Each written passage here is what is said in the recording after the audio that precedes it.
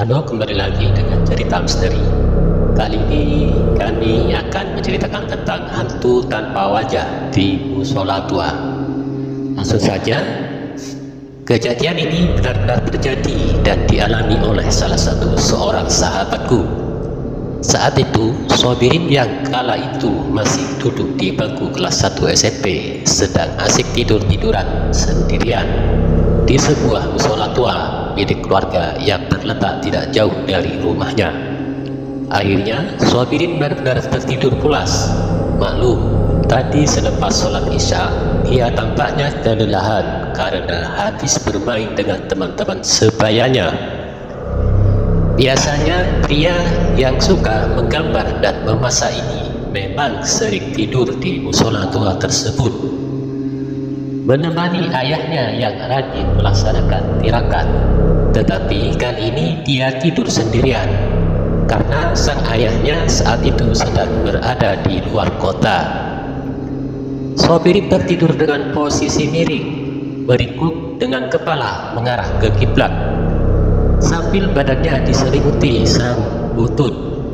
Sekitar pukul 2 dini hari, dirinya terbangun karena mendengar ada suara orang yang sedang melantunkan ayat suci Al-Quran dengan merdu dan fasih sekali. Benar saja, hanya berjarak 1 meter di hadapannya terlihat seorang yang sedang melaksanakan sholat. Anehnya, pria itu mengenakan jubah putih dengan tutup kepala seperti pakaian orang Arab. Belum pernah ada orang yang sholat dengan berpakaian seperti itu di musola tersebut. Sobirin merasa aneh dan merasa ada yang tidak wajar. Matanya lalu melirik ke arah pintu musola. Ternyata pintu itu masih tertutup rapat.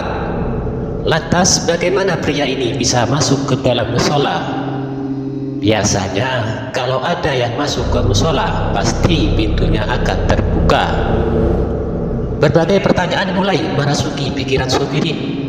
Hatinya mulai merasa tidak enak, tetapi dia masih berusaha berpikiran positif.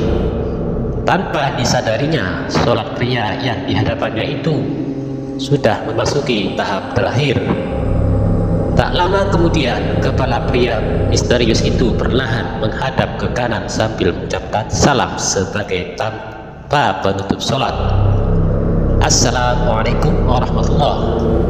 Sontak wajah pria berjubah putih itu terlihat oleh Sobirin. Subhanallah, ternyata wajahnya terlihat datar, tanpa ada mata, mulut maupun hidung. Mukanya hanya terlihat polos, putih bercahaya, persis seperti lampu taman yang berbentuk bulat. Hantu! Allahu Akbar, teriak Sobirin yang kaget bukan kepalang. Mata Sobirin terbelalak seperti mau keluar. Kedua tangannya berusaha menutupi wajahnya yang terlihat sangat ketakutan. Tubuhnya menggigil seperti orang yang sedang kena panas tinggi. Sesaat kemudian Sobirin tidak ingat apa-apa lagi. Dirinya terlelap tak sadarkan diri. Mendekati waktu subuh, beberapa pria mulai berdatangan ke musola tua itu. Mereka terkejut mendapati seorang anak kecil yang sedang tertidur dengan posisi yang tidak wajar. Terlihat anak remaja itu tubuhnya meringkuk, namun kepalanya terlihat sedang memandang sesuatu dengan mata terbelalak. Kedua tangannya tampak sedang berusaha menutupi wajahnya. Tubuhnya kaku seperti robot. Para jemaah musola itu berusaha membangunkan Sobirin yang masih terbaring pingsan. Namun tak seorang pun yang berhasil menyadarkannya. Ia tetap terbujur kaku, tidak bergerak sama sekali, kecuali napas dan detak jantungnya yang terdengar agak cepat, seperti orang yang sedang berlari. Tidak lama kemudian masuklah seorang pria tua yang berjalan dibantu tongkatnya. Pria tersebut tidak lain adalah Pak Haji Ahmad, sesepuh desa yang paling dihormati. Melihat kejadian tersebut, Pak Haji menyuruh salah seorang jemaah untuk mengambil nampan berisi air. disertai beberapa bunga mawar dan melati. Setelah itu dibacakan beberapa doa yang diambil dari beberapa ayat suci Al-Quran. Air dari nampan tersebut lantas diusapkan ke muka Sobirin. Hanya dalam tempo beberapa detik, tubuh Sobirin menjadi lemas dan dirinya sadar kembali. Sobirin heran melihat banyak orang mengelilinginya. Setelah sadar apa yang terjadi, dia lalu menceritakan semua kejadian yang baru saja dialaminya.